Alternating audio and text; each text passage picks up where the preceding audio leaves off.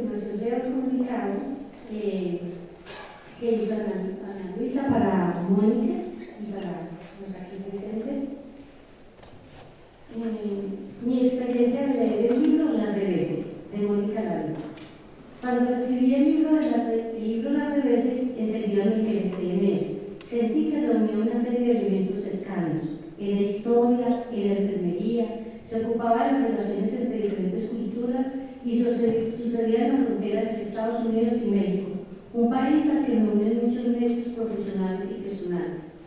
Mónica Lavín, alrededor de 3 mujeres que constituyen el tejido central de la obra, Leonor Villegas de Magnón, educador y presidente de la Cruz Roja de la Cruz Blanca, constitucionalista, Lili Long, esposa de George, médico, y de una supuesta periodista que se unió al grupo de voluntarias, Jenny Page.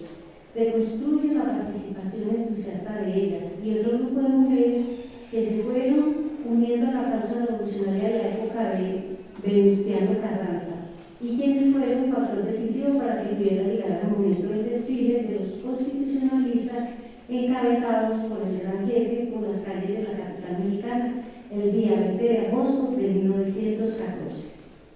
En los primeros capítulos no entendí mucho el mensaje que traía, pero a medida que leía el libro iba captando plenamente el porqué del surgimiento de la obra.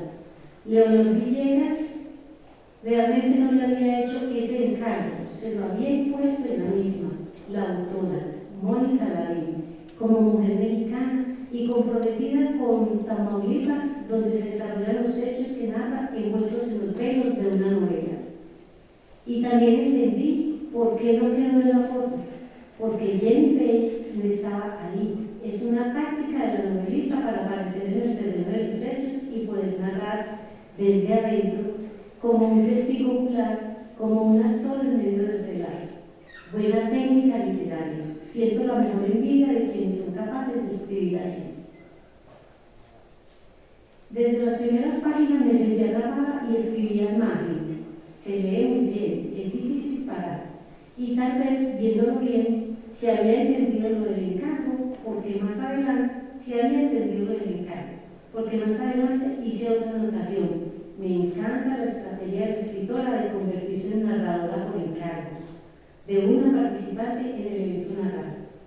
Lo que sentí enseguida, y tal vez porque entre 2004 y 2005 estuve varias veces en Tamaulipas, Ciudad Victoria, Tampico, Monterrey, Matamoros y Brunswick, del otro lado, representando a la Universidad de Alicante en el programa doctorado en Enfermería y Cultura de los Cuidados.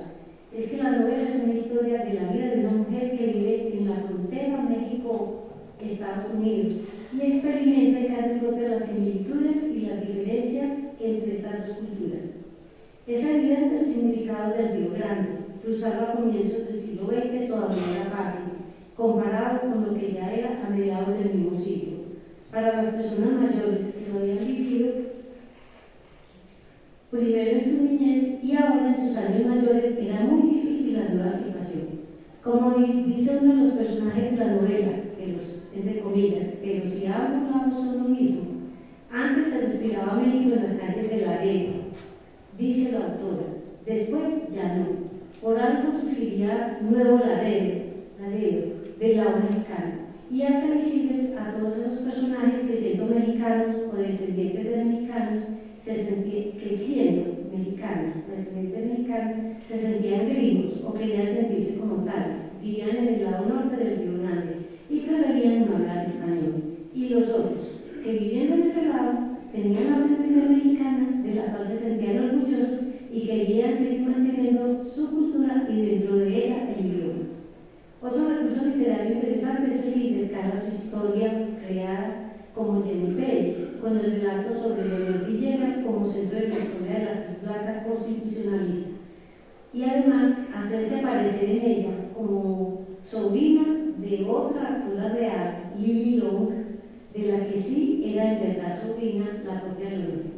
El hecho histórico de que Lili Long era esposa del médico George Long facilitó las cosas y naturalmente la circunstancia de que Leonor Villegas era miembro de una familia acomodada, casada con Adolfo Magno, un hombre restante, y ella con formación como educadora hacía que se constituyeran en un buen bastión alrededor del cual pudieron hacer funcionar de manera efectiva esta organización.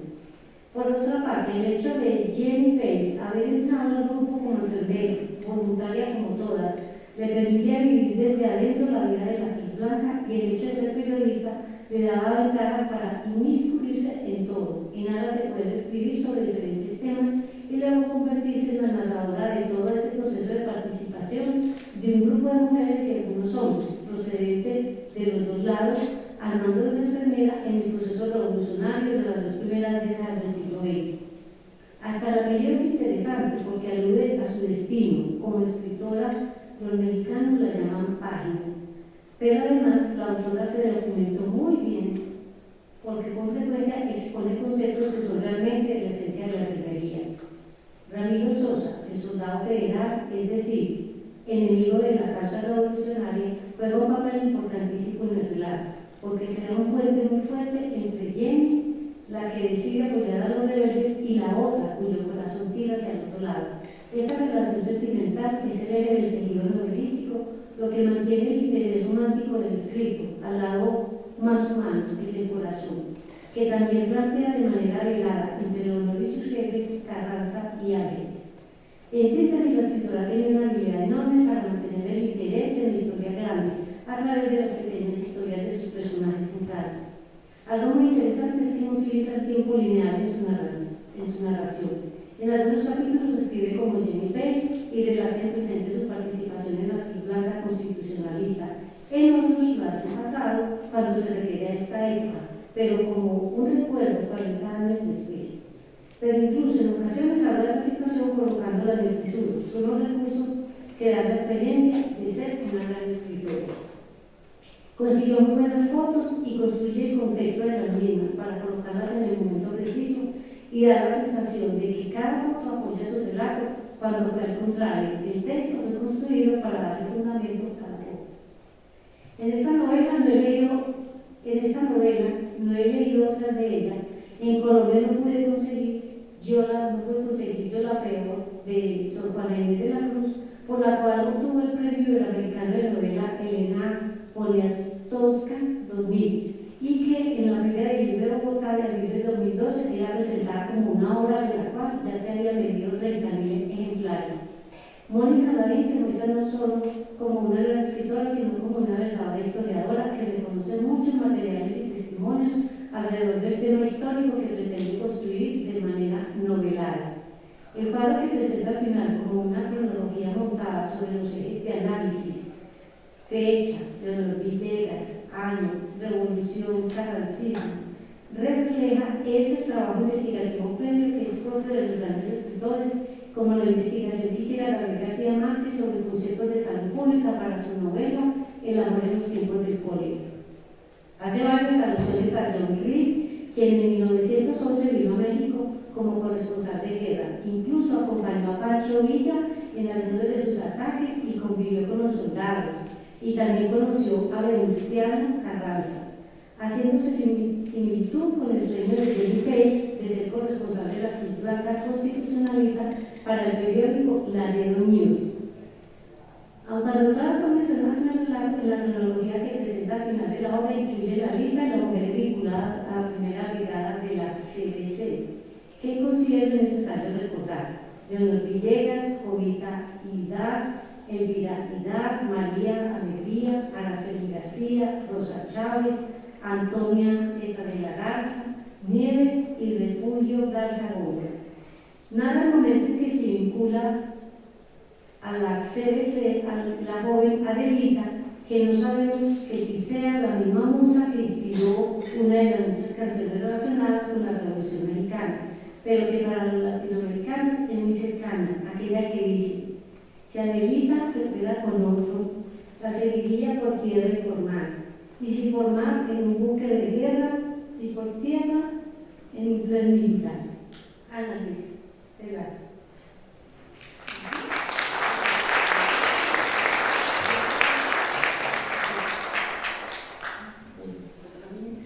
Me emociona mucho esta doble lectura la que hace Victoria acompañándome aquí y leyendo las palabras sobre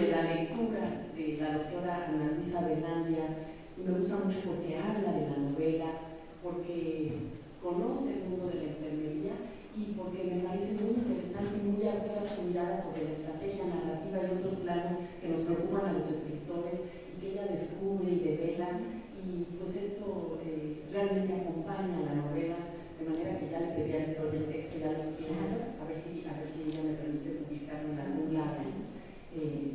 Y primero quiero agradecer enormemente esta invitación, Alfredo, todas tus atenciones, haber encontrado el libro. Uno cuando escribe un libro no se imagina dónde va a llegar, que un día yo voy a estar aquí frente a las personas que se dedican al cuidado, a la historia del cuidado, y voy a estar hablando de esta experiencia de escribir Las Rebeldes. Solo me ha sucedido en 2 ocasiones, ya no es que voy a estar en este espacio tan bonito y tan significativo para la medicina. Muy bonitas, pero no nos dejan verlo.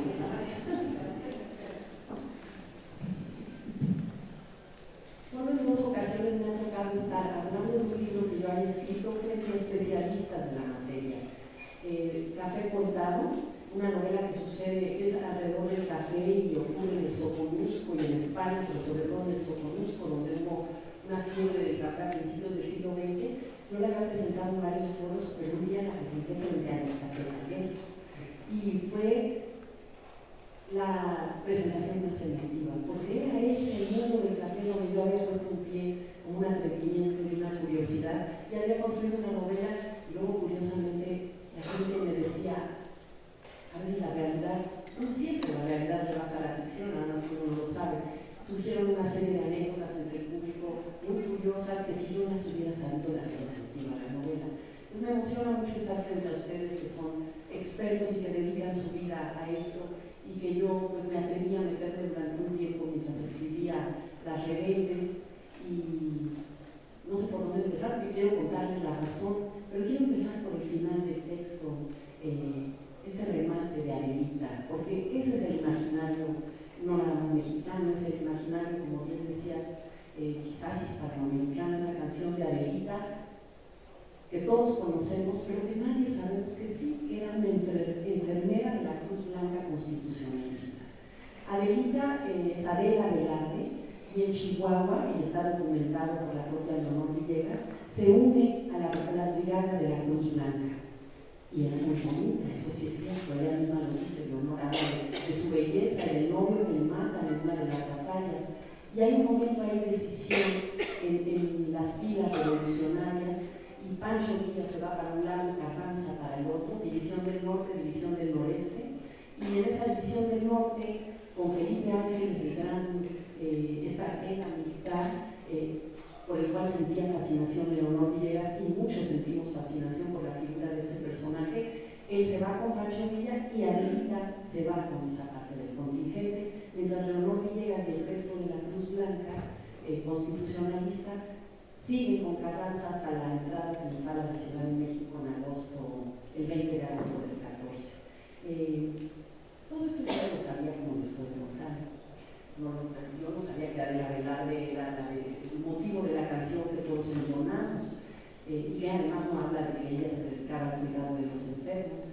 Pero sucedió que yendo a un viaje, los libros lo que hacen es llevar a uno a circunstancias insospechadas, a toparse con historias que no está buscando uno, yendo precisamente a la zona fronteriza de Nuevo Laredo, en Tamaulipas, que cuando yo estaba yendo no estaba tan tremendamente violenta como está ahorita, en un escenario divino, que es una estación de tren que se convirtió en sala de lectura y que lleva el nombre de Gabriel García Márquez, porque por ahí entró Gabriel García Márquez a México.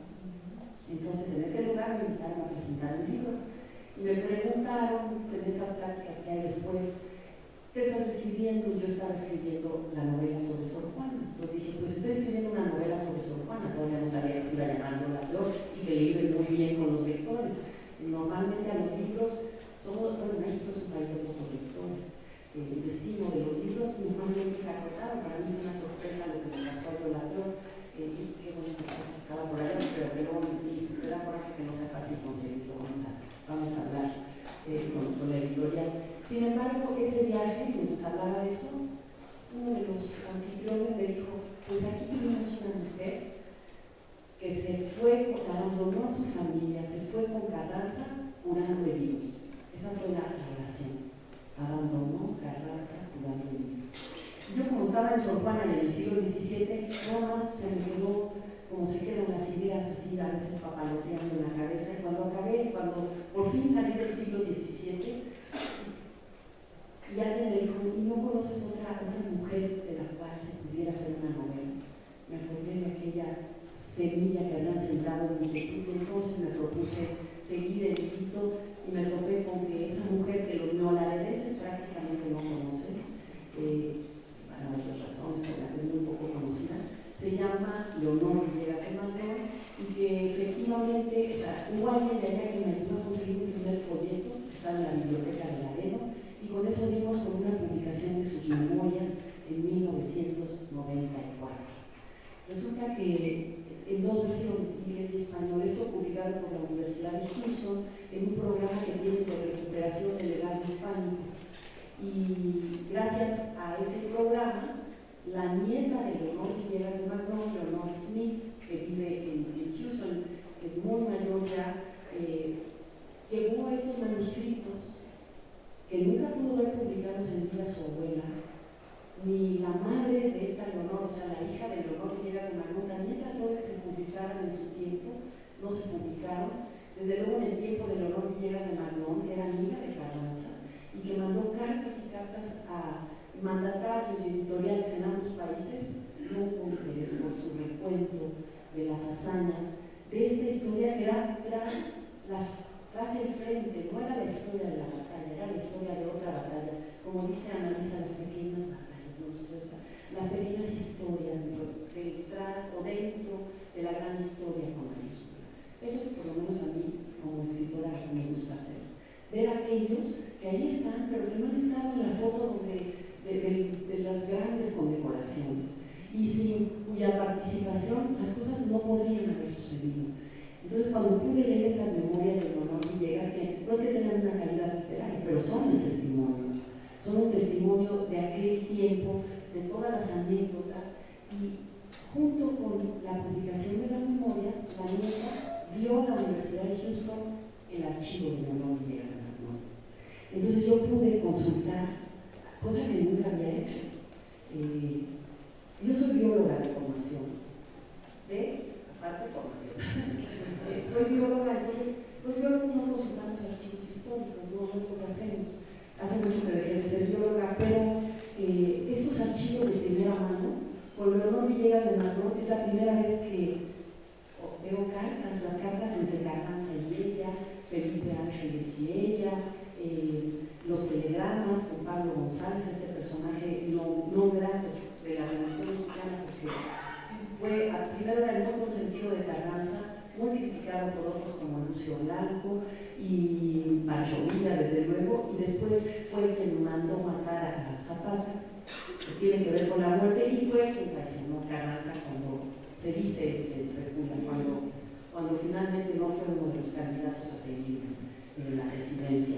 Entonces, hay mucha intercomunicación con Pablo González, que se ve que era un personaje especial, muy distinto. Eso es lo que uno tiene que leer. ¿Quiénes son estos personajes? No por lo que hay en los libros de historia que también hay que leer, sino por cómo se comunican con Leonor Villegas, que se volvió una verdadera general.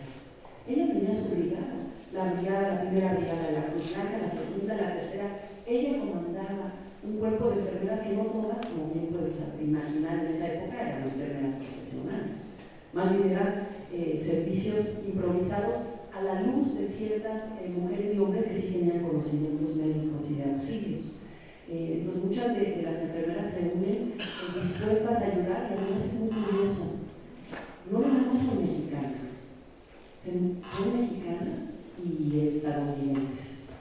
El cuerpo de las brigadas nace en la zona fronteriza, cuando hay una primera batalla en Nuevo Laredo, y Leonor Villegas ve la batalla y decide pasarse. Ella vino a vivir a la Ciudad de México un tiempo, conoció a Madero, comunicaba con las ideas maderistas, pero luego enferma a su padre, que era, como bien dice Ana Luisa, era un hombre rico, un migrante español santanderino, tenía muchas tierras, no tenían de qué preocuparse. restaurarse hasta que Leonor Villegas empeñó toda su herencia en la Cruz Blanca constitucionalista, luego nacional, y al final de su vida tuvo que pedir trabajo y trabajó como burócrata en la Ciudad de México. Quizás por ser rica, en el imaginario de la Revolución Mexicana, los ricos no son lo más tocados. Yo creo que es parte del silencio que se guardó alrededor de Leonor Villegas de Magno.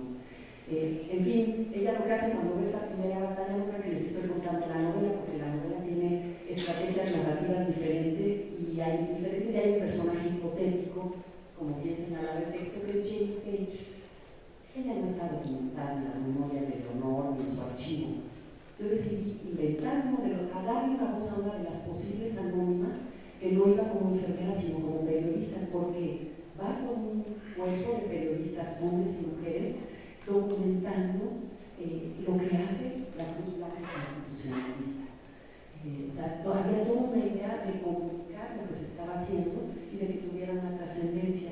Entonces decido, hay una que sí se sabe su nombre, que es Jovita Hidalgo, México-americana, cuyo padre había fundado un periódico en español en Laredo, La Crónica, que luego se vuelve El Progreso, y esta chica, hija de mexicanos y americanos, hipotética, que tiene el problema de que en las escuelas ya no le enseñaron español, entonces lo habla pero no le puede escribir. Y el problema del idioma, de querer ser periodista y nada más poderlo hacer en inglés, porque no maneja a fondo el español. Problema de fronteras, digamos, lo fronterizo entre los federales y los rebeldes o insurgentes rebeldes, entre los hombres y las mujeres, entre los dos lados del Río Grande, Río Bravo, ¿no?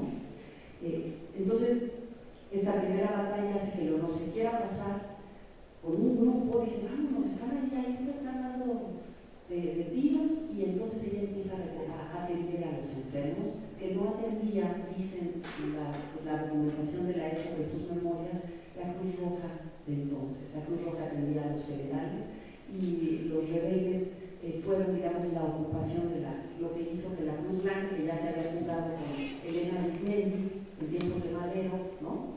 Elena Arizmendi, que luego fue la madre de Vasconcelos, una mujer también oaxaqueña, aristócrata y muy interesante, de la cual ya se han escrito estudios como el de Gabriela Cano, y Leonor sabe que ella es la heredera de Elena Arizmendi y hace su primera brigada. Ella se autonombra Cruz Blanca pintando una cruz en una toalla, y después ya se vuelve una persona que no quiere en la segunda batalla dejar pasar, y ella pasa a los heridos por río con la complicidad. No había puente, los pasan por río y los atienden en su casa, que se convierte en lo que se llamaban hospitales de sangre. No quiero contar lo que pasa, porque la anécdota que es parte de sus memorias es muy interesante, de cómo los curan y cómo los sacan para que no sean prisioneros de guerra. Y finalmente Carranza oye de ella y la nombra oficialmente Cruz Blanca constitucionalista y le pide que lo alcance en Ciudad Juárez para ir a atender a los heridos de la batalla de Puebla. Y ahí empieza, digamos, la actividad oficial de la Cruz Blanca y toda la saga épica que luego termina a los años con el deseo de Leonor de que aquello, imagínenselo, yo un capítulo pongo a hablar a Lily Long, que es amiga de ella norteamericana, que sí era enfermera, y a ella diciendo, ¿no me regresemos? ¿Qué? Digo, nuestra vida ya en Laredo es hacer test de beneficencia para ayudar y sí escribir en un periódico, pero está en la revolución, tener que ver con el destino de un país, pues es algo que no le pasa a cualquiera, que se necesitaba cierto valor, y a estas mujeres les cambia la vida y las hace diferentes, cenan con los generales, platican con ellos, y tienen un papel importante que después la historia les quita, porque nadie se interesa en esta publicación, que es lo que da sentido por lo que se puede ver a Leonor el resto de sus días, después de que sí entra a la Ciudad de México y que cree que Carranza la va a nombrar algo, no era nombrar, ¿no? Como ya sabemos estas historias, hay una historia política también. Pero entonces, basada en las memorias de Leonor Villegas de Magno, en lo que veo en su archivo, porque en su archivo hay las fotografías. Había un fotógrafo que acompañaba a la brigada, también injustamente olvidado. El fotógrafo al final de sus días, yo lo vuelvo protagónico porque es el que deja las imágenes, y al final de sus días también, como Polo, ¿no? El que por ahí encontré a un investigador de la Universidad de Nuevo León que también sabía del fotógrafo y que me dice, él fue el que me informó y me dio un ensayo, esto es lo que pude conseguir. Todos los pedazos de película que filma después, porque Carranza lo contrata como fotógrafo para las batallas, hecho bolas, pudieron rescatar con un método físico-químico un pedazo de aquellas pies de filmación y encontraron las cartas desesperadas de este fotógrafo diciendo, pidiendo a los diferentes presidentes que por favor le compraran aquel material porque tenían hambre. Entonces sabemos que el destino de él también es la pobreza y el olvido. Entonces ellos son personajes de la novela, fueron actores de la saga, y en la novela, bueno, los novelistas lo que hacemos es no nada más recoger la documentación, sino inventar o idear o imaginar posibles escenas a partir de lo documental. Momentos en que Leonor Villegas habla con el fotógrafo, cómo el fotógrafo se va a volver amigo de la periodista, porque van de la mano la imagen con las palabras. Esta personalidad tímida que uno puede deducir a partir de lo que encuentra. Y bueno, hice una visita física también a Laredo, Nuevo Laredo, para registrar, a ver si había la casa donde vivió Leonor, ya no existe, pero hay unas casas de la época que me servían como referente y algo maravilloso. El bibliotecario de la Biblioteca Pública de Laredo, también muy interesado en la historia del lugar, que me regaló un mapa de cómo era Laredo en 1910.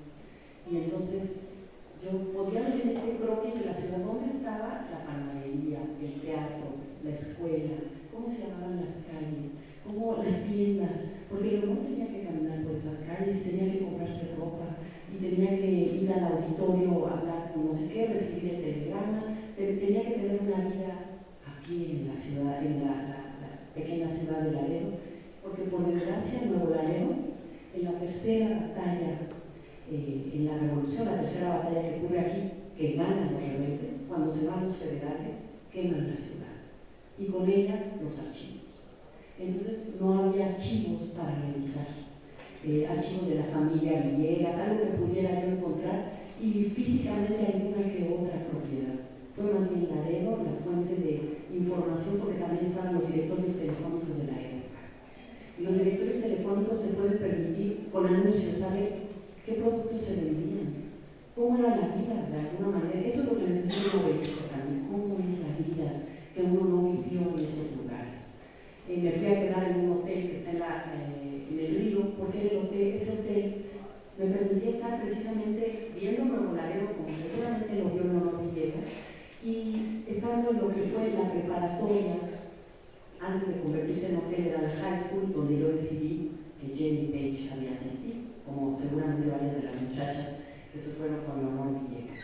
Entonces, bueno, hay un trabajo entre documentación, de físicamente revisar los espacios y apelar a varias fuentes, además del archivo personal, donde incluso hay las facturas donde compraron las ventas, el material de curación que usaban está en las notas de compra, los sombreros para los fotógrafos.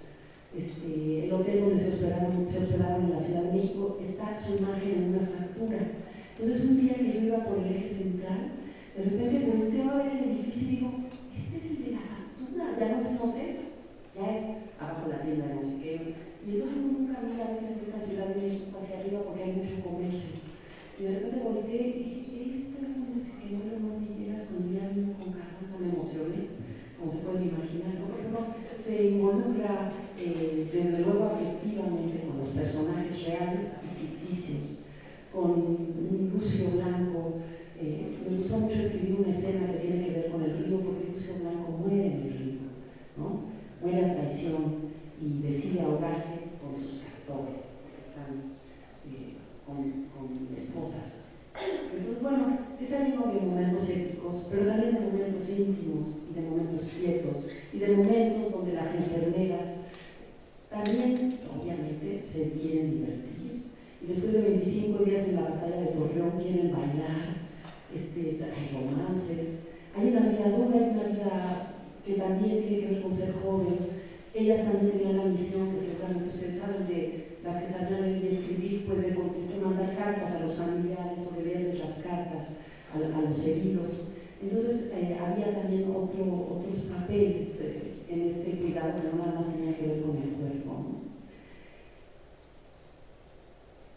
¿Cómo estamos de tiempo? Porque lo que yo pensaba como epílogo de esta plática es, hay un grabado con las fotos de la época, con algunas enfermeras, fotos del archivo de Leonor, porque como este libro es novela, yo lo que no resistí al final es, le dije a Víctor, pongamos algunas fotos. Porque la memoria de la revolución se dio a base de la fotografía, porque la escritura de la novela fue también con la posibilidad de ver imágenes, que no me pasó con Yo la peor de Sor Juana.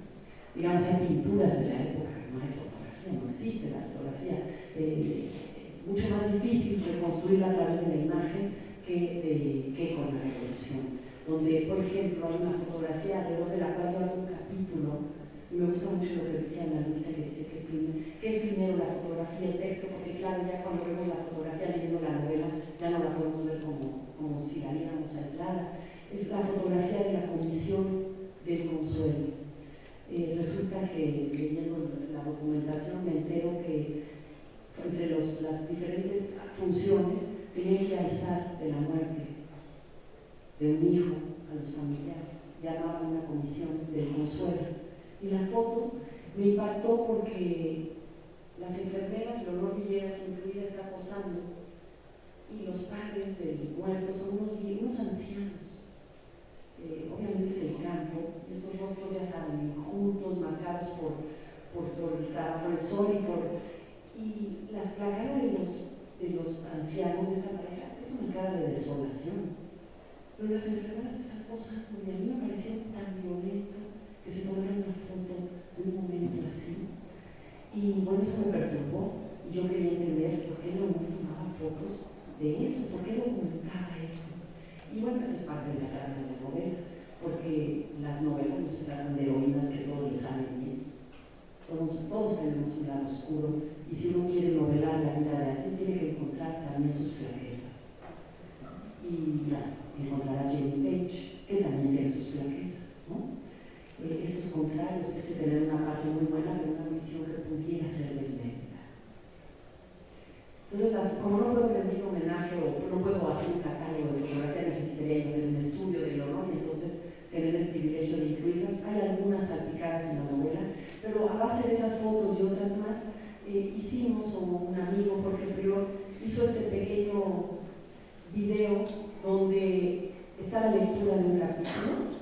El capítulo se llama La Fogata y es, como les comentaba, después de los muchos días de muchos heridos que atender en la batalla de Torreón, heridos de los dos bandos, es un momento que se quedan mucho en un lugar, porque en Chihuahua también se quedan un rato y nombran a Pancho Villa, siempre van nombrando el presidente honorario de la Cruz Blanca en distintos lugares a distintos dirigentes o caudillos o generales, y aquí nombran a Pancho Villa y a su esposa oficial en Chihuahua, pero después van a Torreón y es un momento de larga estancia que a mí me sirvió para novelar qué era quedarse tanto tiempo en un lugar y qué cosas podían suceder ya de vida doméstica, cotidiana. Ya no nada más corre vamos a la otra batalla, sino aquí nos quedamos un rato. Entonces esta escena se llama La Fogata y la comparto, o sea, la vemos, a ver si se entiende bien la voz y si quieren después abrimos a una charla de preguntas.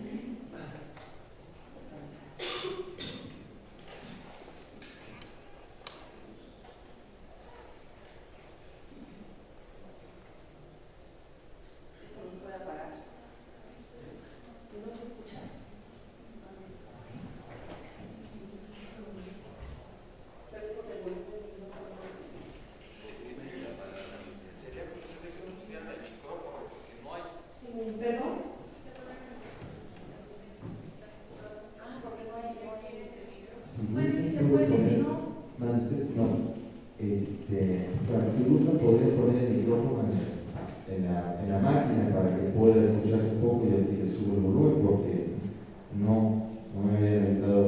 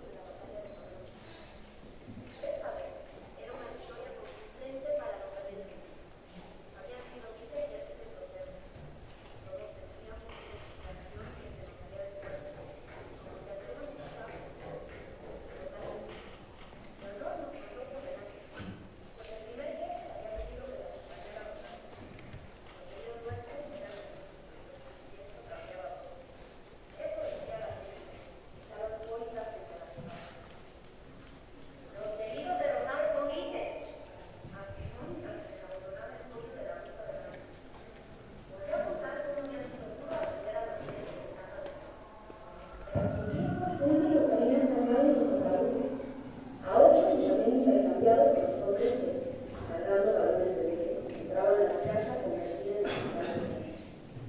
4 desesperados salían cargando los balones y los militares voluntarios volvían a sus actividades diarias. Cuando llegó un oficial norteamericano que tenía órdenes de regresar a los prisioneros de guerra, le dijimos muy infames, ¿cuáles? De allí no había nadie. Son más los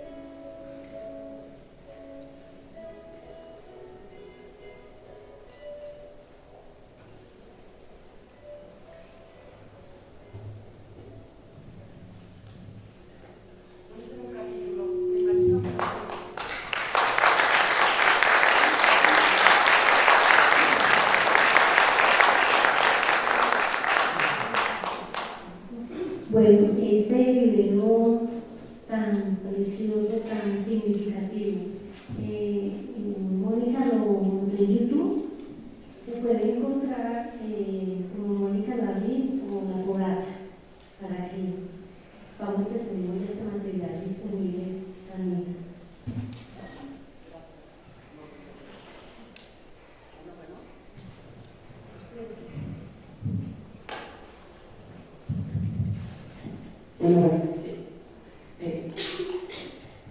En las fotos, la mujer bajita es Leonor Villegas de Magnon. O sea, una foto que se repite, que están dos hombres con traje y hay dos mujeres que no están vestidas de enfermera en ese momento.